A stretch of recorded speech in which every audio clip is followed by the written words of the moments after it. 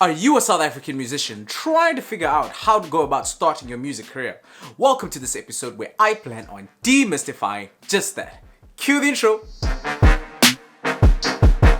What's up, it's your boy Skill from skillmusicsa.com and welcome to my channel where I share information with my fellow South African musicians to help them improve on their music business. If this sounds interesting to you, please do consider subscribing as I do have other videos I think you'll find informative. In this video, I plan on sharing 5 steps that I think musicians should take to start their career in the music business. The very first one is to understand your budget and your cash flow.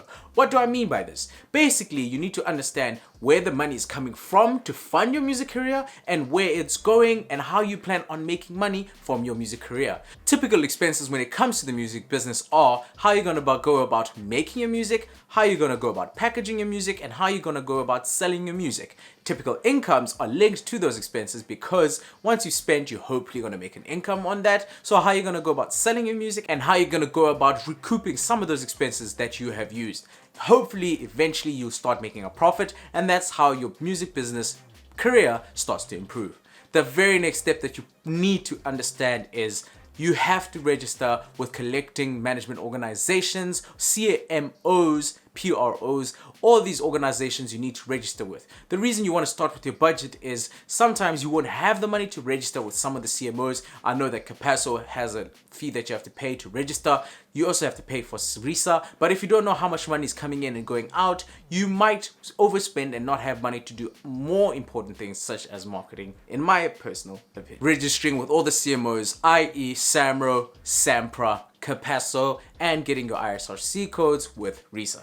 So the very next thing that you want to do after this is how are you going to go about getting your music to your clientele, or in layman's terms, your fans. So this is basically called distribution. So how are you going to go about giving your music to people? Most people are using streaming platforms such as Apple, Spotify, Google Play, etc. So you most likely want to get your music in that way. But if you want to tailor the experience to be more personal, you might want to be distributing your music on a hand-to-hand basis or via an app such as WhatsApp, and you DM your music to them. Now, it's very important to understand that the value of your music is not as high for everyone else as it is for you. So what do I mean by this? If you look at a typical stream on any of these platforms, it's less than a cent of $1. So most people aren't really valuing music as much as they are now. So you could be running your music, the actual core product of your business, as a cost loss. You could have other things that you included in your music business in order to cover all those costs to make the music. But that's a topic for another day.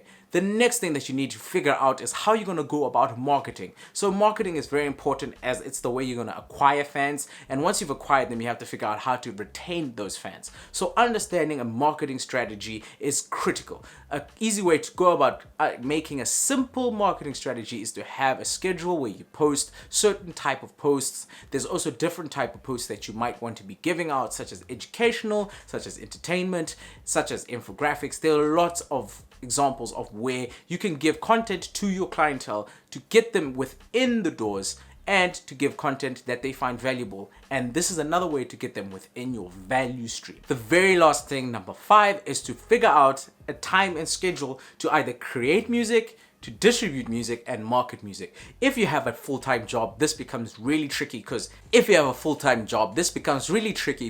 8 hours out of 24, a third of all your time goes to work. So you have to kind of work with the 8 hours remaining and also juggle other social obligations such as wife, kids, etc., whatever your circumstances are. But really understanding when you have time and allocating that time, and when you get that time, to stick to your schedule in order to help achieve your goals.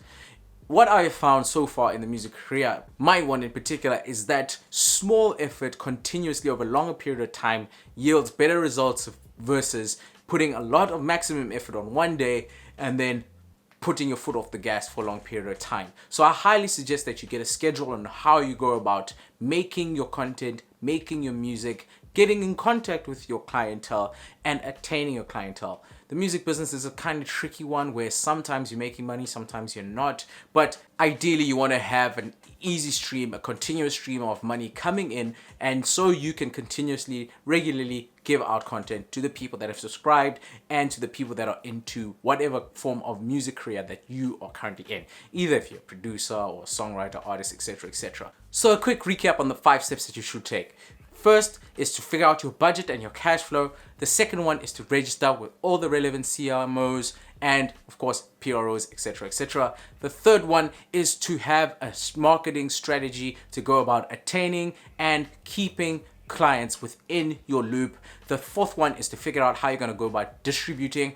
I forgot to say that I distribute with DistroKid, and that's how I get my music to iTunes, Spotify. I have an affiliate link, so if you'd like to support me, please use the affiliate link. And the fifth one is to figure out a time, schedule, and plan to go about creating, making, distributing, and getting the content to your clientele / fans. But that concludes this video. I hope you found it informative, and if you did, please hit the thumbs up. Don't forget to subscribe, as I do have other videos you probably find informative. I also have a WhatsApp group. The link is in the description below. In this group, I share weekly information on how to help you improve in your music business as a South African independent artist.